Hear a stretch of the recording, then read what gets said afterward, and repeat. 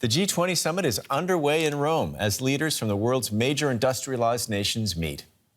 Outgoing German Chancellor Angela Merkel is among the dignitaries who are in the Italian capital for the two-day gathering. Among the topics being discussed is the coronavirus, with emergency workers invited to join leaders for a photo. Tackling global warming is also top of the agenda ahead of the COP26 climate conference, which begins on Sunday. Most of those attending the G20 in Rome will travel onward to Glasgow for that key UN climate summit. They are the two most prominent Roman Catholics on the world stage, Pope Francis and U.S. President Joe Biden. The devout Catholic keeps a photograph of the pontiff on his desk at the White House. On Friday, he met with his hero face-to-face at the Vatican. And you are the most significant warrior for peace I've ever met. Lei è il guerriero più forte per la pace. For more than an hour, the two leaders spoke privately about climate change, the pandemic, and poverty. The visit is the prequel of two major summits happening this weekend. In Rome, the G20, and in Glasgow, the COP26 climate summit. Back home, Biden suffered a setback for his pricey infrastructure plan that focuses in part on the environment. But ahead of the G20, these young people are pushing for action on the climate. We are thinking about the future of our planet, but not in our interests, not in the research of the young people. And we are going to scream in our streets that we want a different world in terms of climate, in terms of health. Getting more jabs in people's arms in rich and poor countries is also a priority for the first face-to-face summit since the pandemic hit. But before Biden joins in on the global cooperation to tackle monumental problems, he first had a very public mea culpa with French President Emmanuel Macron. Biden apologized for the U.S.'s botched handling of a submarine deal with Australia that cut France out. What happened was, to use an English phrase, what we did was clumsy. It was not done with a lot of grace. I was under the impression certain things had happened that hadn't happened. And but I want to make it clear, France is an extremely valued partner. For his part, Macron is ready to move forward. I believe that this was, after our two exchanges in September and October, an important meeting because following the AUKUS affair, we have initiated real common work and a political response and reinforced cooperation between the United States of America and France. Both sides hope the rebuilding of trust will help bring about the change these young people are marching for.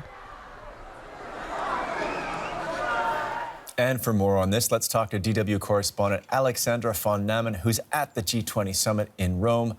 Alexandra, it's going to last 2 days. What's on the agenda today? The leaders today are going to talk about the coronavirus pandemic, and they will talk about ways to accelerate vaccine production and their distribution. They are expected to back the goal of vaccinating 70% of the world population by mid-2022. However, we have to say that as for now, only barely 50% of the world population have received one jab. So this is a very difficult topic. Another topic that they will be talking about is the global economy, and we expect some leaders to raise the issue of soaring energy prices and disruptions to global supply chains. And the leaders are also expected to endorse a minimum corporate tax rate of 15%, and that is going, as they hope, to lead to billions in additional revenues, and that decision is already being described as a once-in-a-generation achievement. And Alexander, when it comes to the environment, the UN Secretary General Antonio Guterres demanded a signal from the G20 leaders ahead of the UN climate summit in Glasgow, where they're heading afterwards. Is that likely to happen?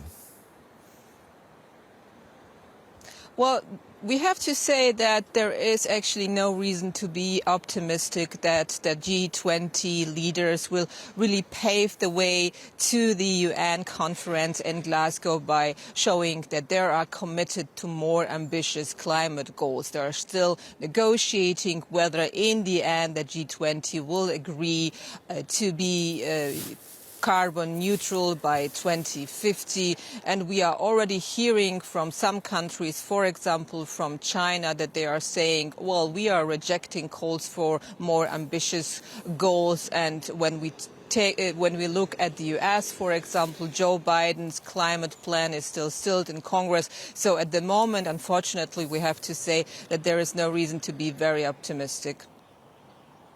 Okay, and there are a lot of the main G20 leaders, but Xi Jinping, the leader of China, the world's biggest CO2 producer, is not attending in person, just over video link.